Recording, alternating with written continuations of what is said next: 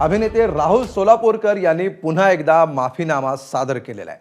आंबेडकरांबाबत केलेल्या वक्तव्यावर सोलापूरकरांनी स्पष्टीकरण दिलंय। आंबेडकरांबाबतचं वक्तव्य करणाऱ्या सोलापूरकरांचा एक व्हिडिओ आव्हाडांकडून पोस्ट करण्यात आलेला होता।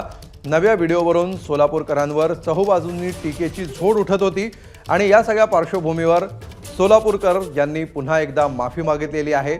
नव्या व्हिडिओवरून सोलापूरकरांवर टीकेची झोड उठल्यानंतर आता सोलापूरकर यांनी पुन्हा एकदा माफीनामा सादर केला।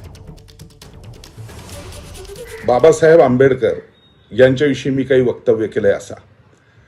छत्रपती राजर्षी शाहू महाराजांची भूमिका करताना त्याच्यामध्ये एका प्रसंगामध्ये एक विषय होता की वेदांमधलं एक वाक्य आहे, धर्मोश्चर्या जगन्यो वर्णः पूर्णम पूर्णम वर्णम आपद्यते जाती परिवृत्तौ। म्हणजे कोण कुठल्या घरात जन्माला आला याच्यावर त्याची जात ठरत नाही, तर तो काय कर्म करतो याच्यावरती जात ठरते। गुणकर्म विभागशः असं जे गीतेमध्ये म्हणलेलं आहे ते, आणि त्याचा उल्लेख त्या मुलाखतीमध्ये करताना दुसऱ्या एका मी असं म्हणलेलं होतं, कारण मी अनेक ठिकाणी शाहू महाराजांवर व्याख्यानं दिली, त्याच्यातही हे सांगतो की समजा श्रीमंत थोरले बाजीराव पेशवे यांचा विचार केला तर ते भट म्हणून जन्माला आले तरी हातात तलवार घेतल्यामुळे क्षत्रिय ठरतात। या न्यायाने मी म्हणलं होतं रामजी सकपाळांचे चिरंजीव भीमराव आंबेडकर हे अभ्यासाने इतके मोठे झाले की त्या अर्थाने ते ब्राह्मण ठरतात।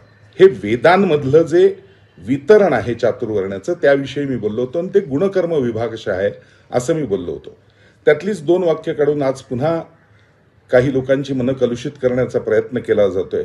मला प्रामाणिकपणे एवढंच सांगायचंय, गेली 40 वर्ष या जीवनात वावरत असताना भारतरत्न डॉक्टर भीमराव आंबेडकर असतील, हिंदवी स्वराज्य संस्थापक छत्रपती शिवाजी महाराज असतील, स्वामी विवेकानंद असतील, श्रीमंत थोरले बाजीराव पेशवे असतील, स्वातंत्र्यवीर सावरकर असतील, अनेक विषयांवर मी जगभर व्याख्यानं देतो आणि ती अत्यंत या सर्व व्यक्तिमत्वांपुढे नतमस्तक होऊनच देतो। 40 वर्षात या सगळ्यांचा आदर्श घेऊनच पुढे जाण्याचा प्रयत्न मी आजपर्यंत केलेला आहे। हे ज्यांनी माझी व्याख्यानं किंवा वैयक्तिक आयुष्य पाहिलंय त्यांना हे सर्व माहिती आहे। तरीही हे का केलं जातंय याविषयी मी मात्र अनभिज्ञ आहे। मला मात्र मनपूर्वक असं सांगायचंय की ज्या ज्या महामानवांना आपण समोर ठेवून जगत असतो त्यांच्याविषयीचं कुठलंही वाईट वक्तव्य माझ्याकडनं होणार नाही, आणि जर कुणाला तसं वाटत असेल की माझ्याकडनं झालंय तर त्याबद्दल आत्ताही पुन्हा एकदा मी जाहीर माफी मागतोय। लक्षात ठेवा, राहुल सोलापूरकर हा एक प्रामाणिक भारतीय आहे। माझ्याकडनं असा कुठल्याही महाव्यक्तिमत्वाला कलुषित करण्याचा प्रयत्न स्वप्नात सुद्धा होऊ शकत नाही, हे मनपूर्वक लक्षात ठेवा। पुन्हा एकदा मी जाहीर माफी मागतोय।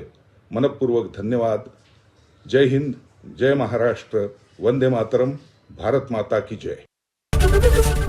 एबीपी माझा, उघडा डोळे बघा नीट।